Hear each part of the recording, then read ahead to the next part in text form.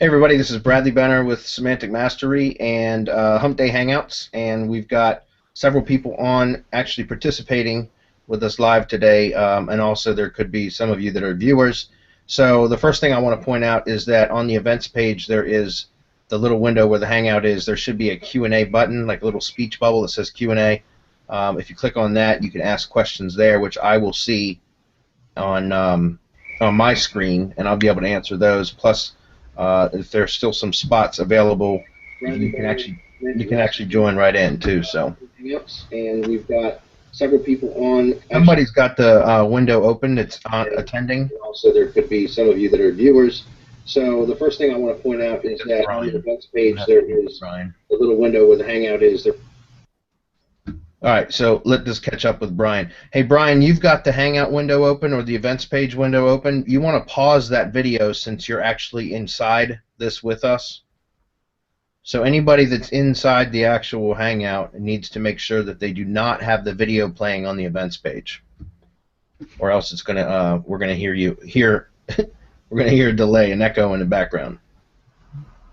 Can you hear me now, Brian? Yeah, sorry about that. No problem. No problem. Just want to make sure we were straight. All right. So, anyways, welcome. I guess we'll jump right into it. Anybody have any questions right off the bat? Brian, I suspect that you do. BJ, either one of you guys want to jump in with something?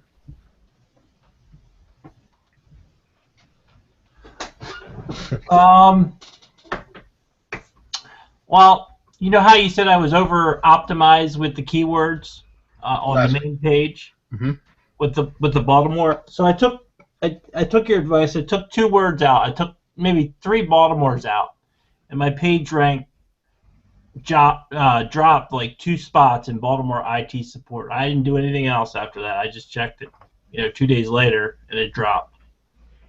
So I put it back in, and it went back up like 2 spots. So I don't know. This is weird.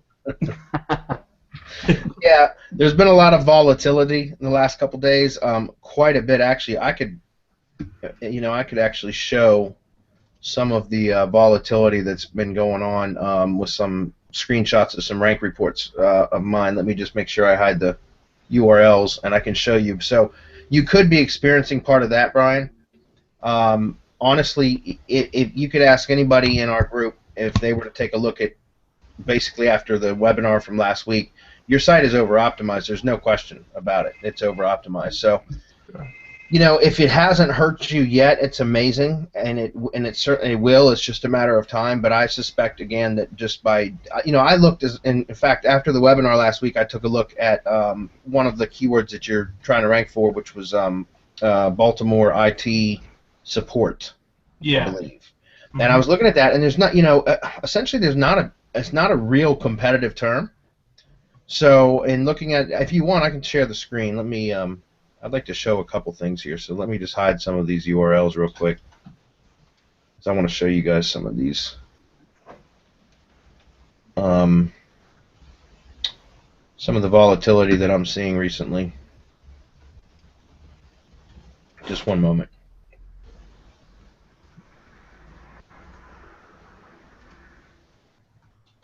All right, so let's see one in particular that had a lot of volatility. Whoops, no. And then we'll go in and take a look. We got a few things that I'd like to go over about that, anyways, that we didn't get to cover last week. So this will actually be a pretty good opportunity. If you just give me one moment, I'm going to find some stuff here.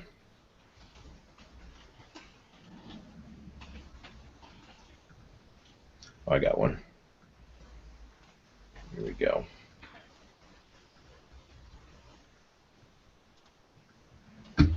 Okay, so this one, let me grab the screen, sorry.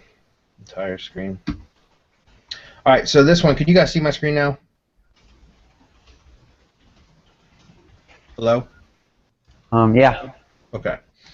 This one here, actually it was one of the sites that I had come up quite a bit recently, just in the last few days. You can see that the rank here, and then you can see the change, and there's just been a massive amount of movement here in just the past couple of days. Now, this is just one example. I have another example that took a little bit of a hit. And I haven't had the time to figure it out in 2 days since December 1st. I started noticing a lot of movement then. Now, here's something else that you guys might want to pay attention to, although it doesn't look like it's been updated yet, which I find odd, but Moz has a website called Mozcast. Yep. See, it's still showing it for December. You guys are still seeing my screen. Yes. Right? Okay. Mozcast.com. This typically will show you the volatility level, what they give it, an SEO temperature, so to speak. And it's showing it at 59 degrees, which is, about average, really, for yesterday. And I don't know, because I have seen across all the sites that I track a major difference. Make sure I can close that out. Excuse me, guys. Got a phone call coming in.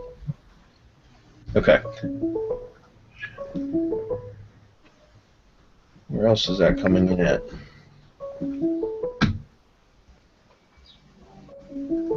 Can you guys hear that chirping in the background? Yep. I apologize. I got somebody try to call in, and I don't know where it's coming from. I don't see any open apps or anything. Okay, it looks like it stopped. So anyways, Mozcast is showing 59 degrees, which isn't really a lot, but for whatever reason, I've seen a ton of volatility. So that could be one thing that you're experiencing, Brian. The other thing that I wanted to point out was, if we go take a look at the actual, what was it, Baltimore IT support, right? That was one of the keywords you were targeting. And go ahead. Sometimes what happens to me, Brian, is that when I make a post on a website or a link from another domain to my money site, I actually see it down. I actually see it decrease its ranking on Google, actually. But a couple of days later, it comes back up better. Yeah, that's right. That's right.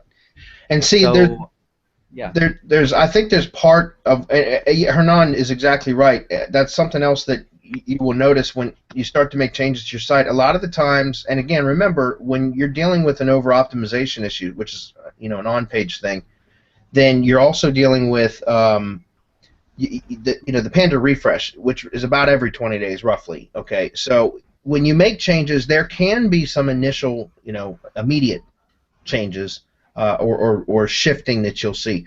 Generally, you don't, though. I mean, if it is, it's a minor shift. It's nothing drastic. But then when the next refresh rolls around, then that's when you'll see a big jump. And here's the thing with changing stuff around and being too jumpy, okay, or too anxious to see results from changes that you make, is that I truly believe, now I can't prove this, but I truly believe that Google monitors that kind of stuff to see who is it that's tweaking their site as an SEO and who isn't. In other words, if you make a small change to your site and it drops 5 or 6 spots, and then a day later you go back in and you change stuff back around again, do you think that they're monitoring that, and that they're saying, okay, well, this guy is clearly an SEO? Does it flag your site, in other words? And I've seen that myself. Again, I said on the webinar last week, I've been very guilty of that on myself, where I've made some changes, and then I didn't see a change that I wanted to, the effect that I wanted it to have, or I intended it for it to have. So I went in and changed some more stuff, and then I changed some more stuff, and sometimes you end up causing more damage than you do good that way. So that's why I suggest that you go in and you make some changes, and then you give it some time. And I don't mean, Brian, 2 days or 3 days.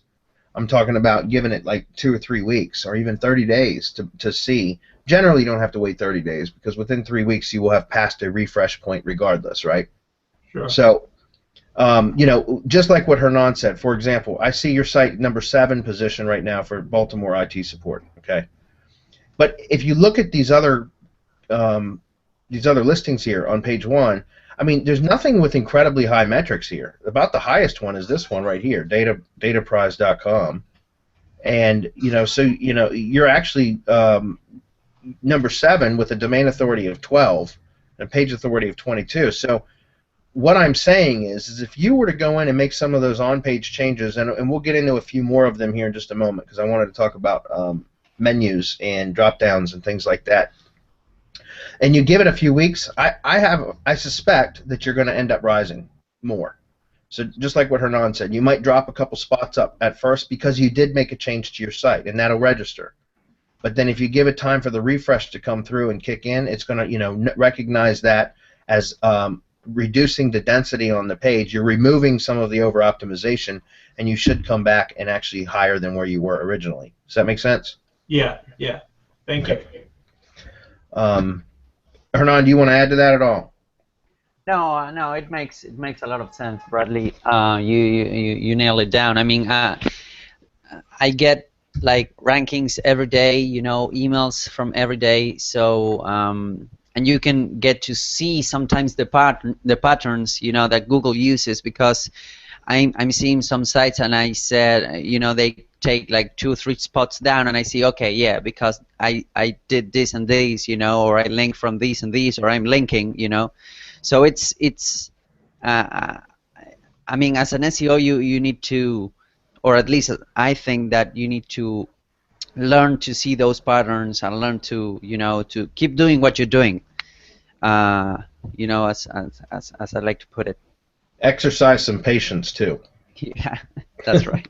And that, I'm telling you, that's one of the hardest things as an SEO, and for me, is exercising patience, man, because I want results and I want them now. You know what I mean? So, yeah. Sure. Yeah. Well, the point is for Google. I mean, the whole point is that they create this kind of controversy or where you don't know where you're at, because that's their business, and that's what they're doing with the sandbox and the refreshing every 20 days. And if we wanted more immediate ways to bring traffic, which is also good, we could try another traffic sources. But on SEO, we know that it's probably long-term or mid-term at least, depending on the term. But it is another way of bringing traffic with its rules, Sure. Got it. Looks like you guys weren't seeing my screen for a while there, so now I've got it back. Yeah, that's right, Hernan. So, anyways, back to that, guys. Thanks for pointing that out. I wasn't on the screen, so next time somebody could jump in and let me know. I guess you guys aren't seeing that. You aren't seeing the Q&A box. So, anyways, I didn't realize I wasn't showing the screen. You guys are seeing it now, though, correct? Yes. Okay. Yep. All right. So yeah, I mean, again, exercise some patience. By the way, I know we talked about last week, making sure that you are tracking your rankings. And Hernan just made a good point. There's a rank tracker. I know that both of us are using that. I use multiple rank trackers, but this is one that I've been using recently. I've been using this one recently because it'll track YouTube videos as well, which very few of them do, and this one does. But ProRankTracker.com. This is not an affiliate arrangement or anything like that. Just go check them out. They've got some good pricing, and they will send you daily emails to show you the daily report of where your sites are and like what the ranking positions are, and then they'll also send you a second email with rank changes. So it'll show whether you're going up or down on a daily report. So this is a really good and a very affordable solution for tracking your sites, including YouTube videos. Which again, that's rare that a lot of rank trackers don't do that. So I'm using this primarily for that, but this is a good solution for that. Okay, so one thing I wanted to talk about with drop downs. Drop downs are really bad for SEO. I don't know if you knew that, and so you can actually there's what's called, and it's kind of an older term, would be PageRank sculpting.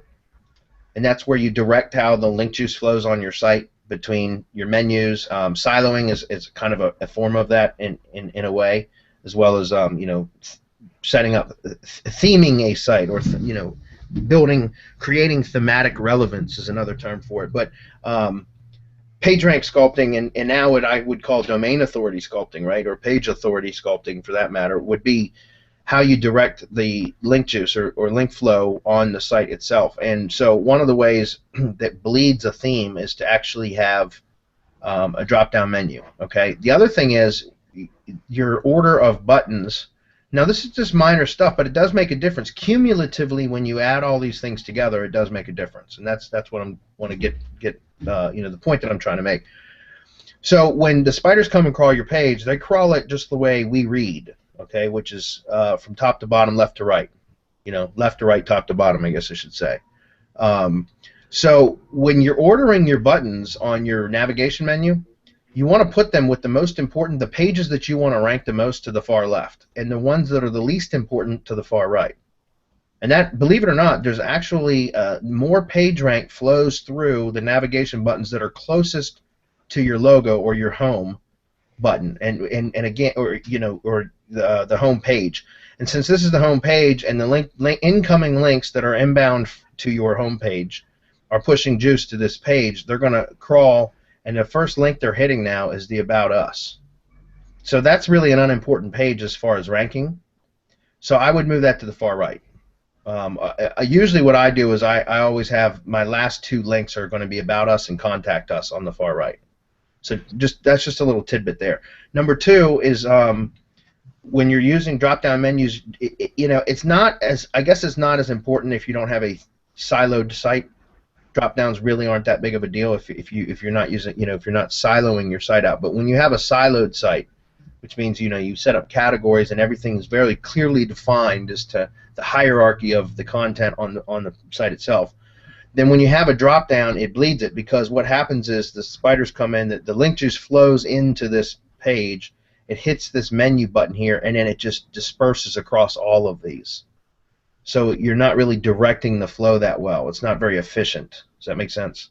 Yeah, I'm getting rid of that anyway. So okay.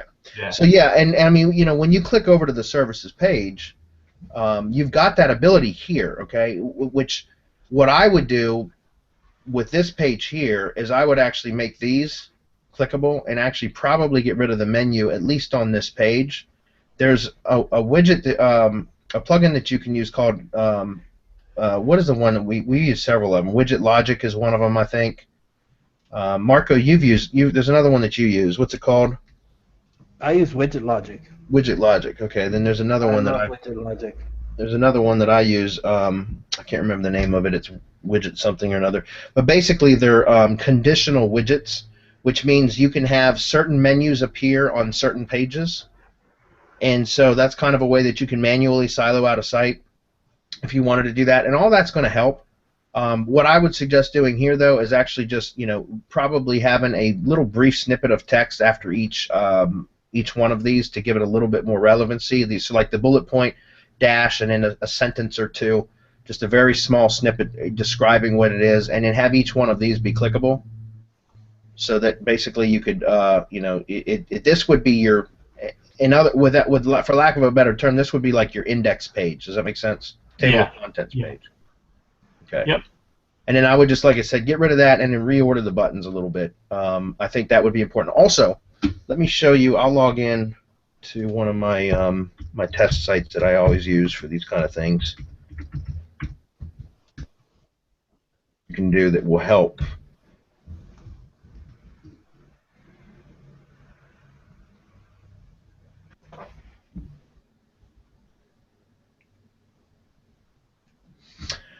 Okay, something else that you can do is when you go to Appearance and go to Menus, and when you up here where it says Screen Options, if you click that, you'll see this box right here called Link Relationship. If you check that, it's going to show you on your About and your Contact or any page that you're not worried about, give you this box right here that says Link Relationship, and you put no follow in there. Basically, you're telling them, hey, you can come crawl this link, but don't pass any juice to it. So what that does is if we open this link in a new tab, and I got to turn my no follow highlighter on, so let me do that real quick. If I refresh this, you'll see how it put a strike through About and Contact, and so basically it no followed those links. All right. So those are just little things that you can do. As far as internal linking structures, how familiar are you? I certainly can't get into siloing a site today in this short amount of time, but are you familiar with how to silo a site? No. Okay. Well, the short answer or the short description would be where you figure out, you group keywords that you're targeting into certain groups, okay, that are closely related but different enough to where they could be categorized as their own groups, and then you create a hierarchy. So basically categories. Oh, okay, I understand now. Yeah, and then you would have, like, for example, IT services, you could say, and then you could have, like, if you have like 3 sub-services or more specific services within the IT services umbrella, then you could basically put those like as child pages to the IT services page. Gotcha. Right. And that way you would actually have, like, for example, you would have up here services could be it would be the index, basically the index page on, and here you could say click for IT services here, they click to that, and then it takes them specifically to only content about IT services, and in this menu over here there would only be links to the IT services stuff, not everything else. You see what I'm saying? Yep. And again, that's where like conditional widgets come into play, because then what you can do is you when any spiders come in or any link juice from any links that you build, because let's draw a little diagram for that so that you can see. Open up a new. I want to show you an example of what this will do. All right. So let's say this is your top level category, and Brian, I'm going to ask you to give me, and we'll just add 3 other circles real quick. I'm going to ask you to give me 3 supporting terms for IT services. Is IT services a good category name or no? If not, give me one. I haven't started naming anything yet, so. Yeah, that's fine. Okay. Oh no. Snagit decided to take a dump on me in the middle of a presentation. Let's cancel it and I'll start it over again. One moment.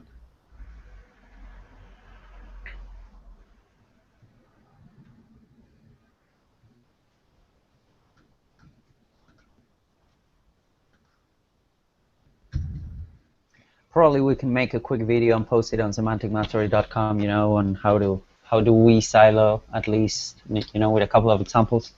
Yeah, I still want to go over the concept here, but yeah, we can do yeah. that too.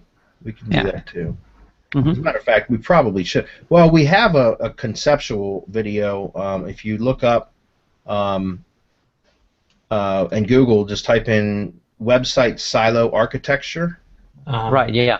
You'll see on the first page of Google, and I think position number 4, a video that I did with one of our old members, Quentin, and it's just basically talking about the concepts of website silo architecture. But I'm just going to use these 3 examples really quick right here. All right.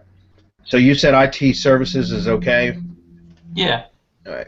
So I'm just going to call this IT services. All right, and then give me 3 subservices. You could just say computer repair. How about PC repair, just because it's shorter? All right, what's another service in there? Networking? Yeah. Oops. Okay, and one more. Data backup. But you just put backup. Yeah. Data backup. Okay. All right, so essentially this would be a parent page. So IT services, in your case, because what I would do is I would have, like, so if you're looking at the URL or the slug, the way that you would set this up is you would create a page that would be called, IT services, whatever, and you have content on the page about that. The slug, I would narrow it down to just services. I would make it very, very short and just have, be services would be the permalink for that page, okay? Then underneath that, I would have PC repair, networking, and data backup. Each is their own page. Or it's debatable, but I'm just, for concept reasons, I'm going to just talk about the traditional silo method here, okay? Each one of these would have their own page, okay? And you would set them up as a parent and child page relationship. Are you familiar with how to do that? Yeah. Yep. Okay. So then basically you would choose the IT services page as the parent page. So when you looked at the URL with this page, if it was, say, PC repair, it would end up being BaltimoreComputerSolutions.net/services/PC repair. Okay? And then on that page there, what you would want to do is from the IT services, which is the silo landing page, right? So this would be the the top level page, you would put a link to the PC repair page. On the PC repair page, you would link back to the IT services page, somewhere in the content, preferably with a contextual link.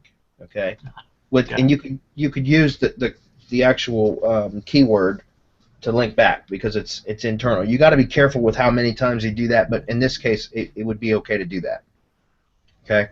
Same thing for networking. You would have a separate page on your site that would be nested, a child page of IT services. So it would be IT services /networking. You would link from a contextual link on this page down, and then obviously back up to there. And then lastly, you're going to repeat the process for this one as well. Now, what happens is, now also, by the way, if it makes sense, if it naturally occurs where you mention networking in the PC repair article or the page, then you could do what's called a lateral link or horizontal link, right? And likewise, you could link back. You don't have to. You don't have to force any of these links here. If it happens, it helps. It's a natural point to link, then it helps, but don't force the keywords in there. I never do, and I don't have to worry about it. But if it does occur, then it helps to add links there, okay? Gotcha. So, for example, even PC repair could be, you could possibly mention data backup in the PC repair, and that would be another link there. It could be that way. It could be any combination of these linking together. But the important point to remember here is to link from the silo landing page to the supporting page. This would be considered a supporting article or a supporting page. And in this, linking back up to there, right? Gotcha. Now what happens is anytime that you're building links to any of these pages, to any one of these 4 pages, so let's change the color here. Let's say that we're building links to the PC repair page. These are inbound links. Now you're actually, and you're using keywords, and I would suggest using more general keyword terms now for link building than exact match anchors like with geographic terms. You don't really let the on-page factors rank you for the terms that you want to rank. You want to use more generalized terms now, more broad terms for link building. But again, when you're sending links into here, you're going to actually push the juice back up to the silo landing page, right? Because of that link from the PC repair page back up to here, you're going to be pushing juice back up here. And then what happens when that juice hits this page? Well, it goes and it finds these 3 links to the supporting articles and pushes itself down there, crawls that page, and what's it find on that page? Finds a link back up to the landing page again. Crawls down to this page, what's it find? A link back up to the landing page again. So by setting your silo structure up like that, or your site structure up like that, you're recycling link juice and you're building thematic relevance for this entire cluster here. So, in other words, if you were to build links to the networking, same thing. It's going to do the same thing. If you were to build links here, what's it doing? It's doing the same thing. So, any point that you're building links now to this, to any one of these pages in this cluster, it's going to strengthen the entire thing. Does that make sense? Yep. And so, and the idea here is, and that's part of the reason why, if you were to separate these into a more categorize these pages a little bit better, and then to make a hierarchy such as what I just illustrated there, then you can be more specific in the anchor text coming in. When I say specific, I don't mean like you don't have to build with the geographic modifier Baltimore and all your links and stuff, and I wouldn't suggest that. But you're essentially increasing the relevancy of each one of those clusters, and that's going to make the entire cluster stronger. So that's an on-page thing that will magnify any of your off-page activities. Gotcha. Okay. All right, let me go back and check the screen. Just to add what Bradley said, which I think is really important, is that you will also be ranked, since you are creating thematic relevance or proximity, what we call semantic proximity, is that those pages will be ranked for keywords that are closely related, that you are not directly optimizing them for, either on the content or via the backlinks. So that's important because you're also increasing your visibility on the search engines. That's right. Gotcha. That's right. Now, again, maybe in another session we can talk a little bit more about. And this is the traditional silo structure. I know you're not seeing it now. Did you guys see that at all? Could you see that while I was illustrating that, or no? Yes. Okay, I'm seeing in the comments over here that it wasn't seen again, but I'm going to stick this link in chat, guys, and I'll also stick it. This is just a screenshot of that, of what I just drew out. I'll also stick it on the event page if I can. I'd actually shut that down, but I'll stick that on the event page afterwards, and you guys can take a look at that if you want it. Again, it's just a very crude drawing, but the concept remains. You know, it's something that the traditional silo method would be to create, and there's different opinions on how many supporting articles it takes to make a true silo. For a lot of local stuff, I've been able to get away with a category page, so a silo landing page, a top-level page. So that's going to be your broadest of terms. And then I've been able to rank very, very well for less competitive local type terms with just 2 supporting articles. The idea here is that you want to take the broadest of terms, which are going to be generally the higher competition terms, and you want to find the supporting more long tail terms, right? So the supporting terms, supporting keywords, which are generally more long tail, less competitive, and you want to create content around each one of those and stack them into that silo, and so that you're building relevancy on that more difficult term, and which to use the term of a phrase that Keyword Network Empire called it, which is a great term. It's called buoyancy, right? Buoyancy. It's buoyant page rank, it used to be called, but now it's buoyant domain authority. So essentially, all of that kind of helps the harder keyword to rank because it pushes it up. So with the local terms, like I said, with less competitive stuff, I've been able to do very well with just 2 supporting articles. But the idea is, if it's more difficult and you're not seeing the results you want, you just add more supporting articles within that silo, within that category. Recently, there's been a lot since Panda 4.0, so I guess that was back in May. I've seen a lot of being able to combine multiple keyword phrases, or what would have traditionally been its own supporting article, so having its own page dedicated to one specific keyword, combining those all into one super long page.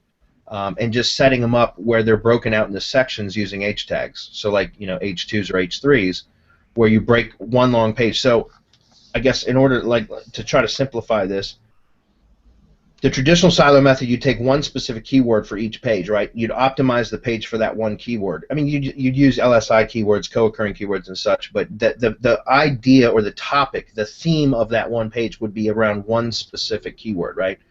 The problem with that is, since Panda 4.0, it's easier to over-optimize stuff now. And so when you're targeting one specific keyword on a page, it's very easy to over-optimize that page for that one keyword. So by combining, let's say, 5 supporting articles, if you were to have 5 supporting articles, by combining all of those into one page, you're targeting 5 keywords on that page, so it's less likely that you're going to over-optimize for any one keyword. Does that make sense? Yeah. So, I've been personally, what I've done since that time is I've created super articles, as I call them, and I've combined everything in. I still set up a silo structure on my site, but for the static type pages, I put everything into one long article and in the proper category. But then, if I'm doing if I need additional support, then I just use blog posts, where I target one keyword per blog post and use that and just place that within that category. Does that make sense? Yeah. Can you create pages for like each local county, like say Harford County IT support? Does that help? I mean, does that help, or will they catch up on that? No, it helps. You just got to make sure that you have unique content on each page. Yeah. Okay. So one of the things that you could do, I found that be very, very effective for that, is to use video. If you're comfortable doing screencast videos and like narrating or whatever, like you could just do a very quick screencast video saying, "Hey, I do, computer solutions, IT support for this area, whatever. I'm familiar with this area. I have clients in this area," something like that. But each video would make it unique. So that's something like I do with plumbers. For example, I'll have a plumber that I'll tell the plumbers to take their smartphone, their Android or iPhone or whatever, and when they're on a job, just take a 30 to 60 second video with their smartphone saying, "Hey, I'm on location at," and they make sure that they mention the location. They say, "We just got a service call to repair a water heater that went bad. This is what we found when we got here. This is what we did to fix it. For any plumbing problems that you're having in this area, call." And they send me the video. I upload it to YouTube. I have it transcribed, and then I just use the transcription as the content for the page. That makes every page 100% unique, and it works very, very well. So that's something you can do too. Okay, we're at the 30-minute mark, so I'm probably going to jump off. Man, you guys, I don't know how many. Hopefully, in the recording, it'll show my screen if I didn't, because it looks like you guys saying you weren't seeing my screen. So I apologize for that. Okay, yeah, BJ, I'll answer your question. Great tip on the YouTube video. If you still have time, I have a question on Google Maps 7-pack listings. Do you have any suggestions? Best practice on how to get a site back into the 7-pack. Yeah, sure, BJ, I'll be happy to answer that. Since the Pigeon update, which was July, towards the end of July, I believe, Maps has been really volatile as well. I see a lot of shifting. It used to be where you could rank in Maps and it would stick like forever. So it was always like what I would consider front-end heavy work. In other words, you would put all the work in to get it to rank, and once it was ranked, you could like take your foot off the gas and it would just stay there. I have seen a huge difference since Pigeon where things are moving all around. I mean, daily I'm seeing shifting in the maps. So what Pigeon did was it brought more of the traditional like organic SEO factors or signals into the maps algorithm. Because essentially they're two different algorithms, but now there's a lot more overlap than there ever has been in the past. So if you were on last week's webinar, or if you haven't been, if you want to catch the replay, it should be up. I don't know if we put it on our site yet, but domain authority is one of the big things that are going to make a difference. So boosting domain authority for your site will help it to rank in maps. That's number one. Number two is to more citations, but go for high quality citations only. I would not go for lower quality citations. So, like for example, I mentioned in previous webinars, I use Bright Local. Bright Local is a great service, and you can actually sort by citations. By the way, let me share an article with you guys about that. That they did a recent study. Let's see. They did a recent study on the best citation sites, as you know, on a category level, on a category basis. So I'm going to put this in the chat, and I'll also stick this in the on the events page too, so you guys can come back to it. It's in chat now, guys. But if you take a look at this, you'll see that if you scroll down, you can actually click on, like, let's just say, we'll use Brian as an example again, IT services here. If you click on that, it's going to give you a listing here of what they have found to be the most valuable citations that are very, very specific for that niche. So they're like niche-related citation sources. So when it comes to ranking in maps, again, it used to be where it was just the sheer volume, the number of citations. He who had the most citations ranked the highest. It's no longer that way. What I found to be the most effective is to find either hyper-local citations, which means directories that are specific, you know, as narrowly geographically specific as possible. So like local newspapers, those sort of things, citations from those are very, very powerful. Also niche directories, so industry-specific directories. Those are more powerful than like just the broad blanket business directories. So this is a site that you can use to find some niche-specific directories. Also, like I said, go to Bright Local and sort by domain authority or citation value. There's actually two different metrics, but a lot of the times they're very close. And just order the top citations first, and only do batches. Like, I don't know how competitive, I don't know what your niche is, but for a lot of the stuff that I do, I used to go out and buy, 300 citations and just blast them, and it would work. It worked really well. But now what I do is about 10 citations per month until I've achieved the results that I want. But that said, I'm still seeing even, I could be number one in maps today, and tomorrow I won't even be in the 7-pack, and then the next day I'll be position C in the 7-pack, and then the following day back to number one. And so there's a lot of volatility there that I honestly can't explain. I haven't cracked that yet. I'd love to, but I haven't yet. So is that helpful?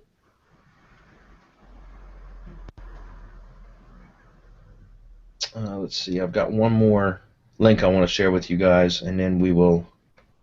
Well, here, I'll share two more with you, but I do want to show you one other thing that you can check the volatility of local search too. Let me find it. What I just stuck in there was that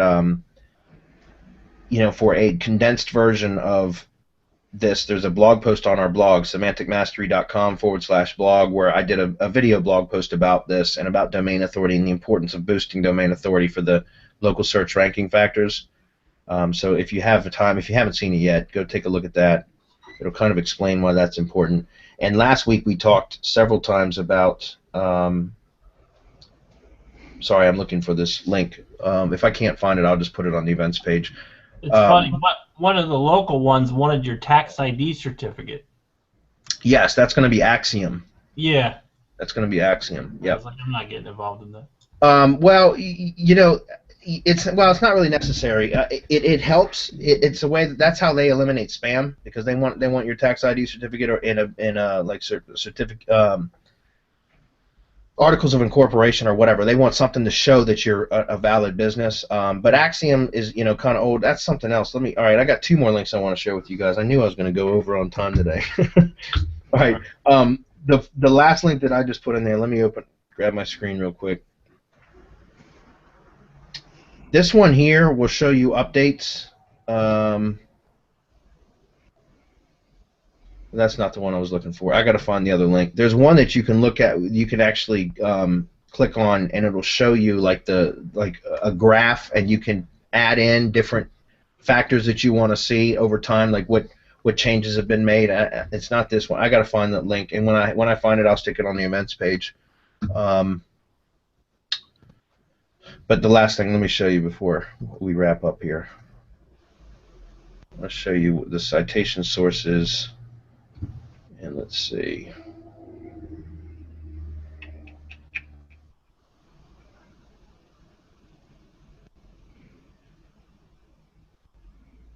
trying to find the link that shows the ecosystem, the local search ecosystem. You guys know what I'm talking about. Let me see if I can find the link here. Local search ecosystem. Here. Yeah, that's going to be it. Let's see. All right, yeah, this is it. Let me copy this. I know I have it bookmarked. I can see. I just don't know where the bookmark is. So let me actually do that while I'm thinking about it before I forget again. Citation sources. All right, so I'm going to put this in chat as well.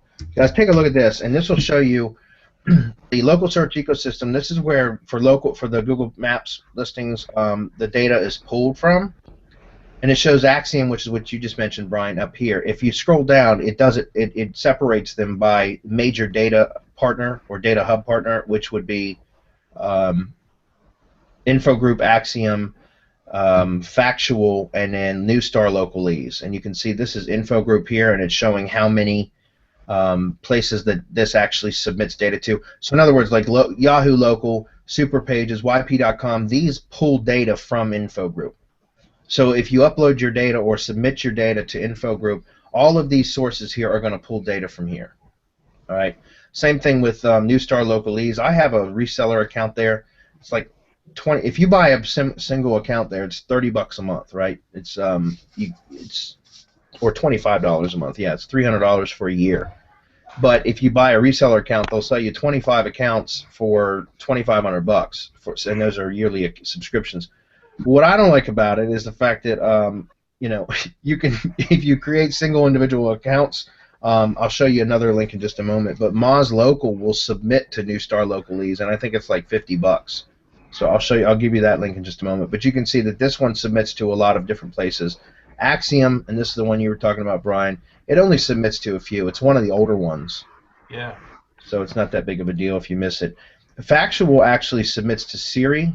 Where is it? I'm not seeing Apple right there. So this is the only one I think. I don't know. It looks like Axiom does too. I guess all of them do now. This must have been updated. I must have had the older version because before Factual was the only one that submitted data here. So, and you can, by the way, you can submit to that for free too. So you can submit to Factual for free, and you can submit to Axiom for free, but you need company documents. And you can submit to Infogroup for free up to, I think, 3 businesses, and anything over that you have to pay. It's called a bulk account, but unless you just use separate email addresses, but you have to have phone numbers to verify. Newstar Localese, that's paid. Let me share one more link with you guys, and then I'm going to wrap this up. Oh, there's the ecosystem right there. Damn it. Let's see. Right here. Moz.com/local. What's interesting, if you take a look at this here, their partners are Infogroup, Axiom, Newstar, and Factual. Look at that right there. So you can actually get listed on all 4 of those by submitting one time here, and it's $84 per year per location.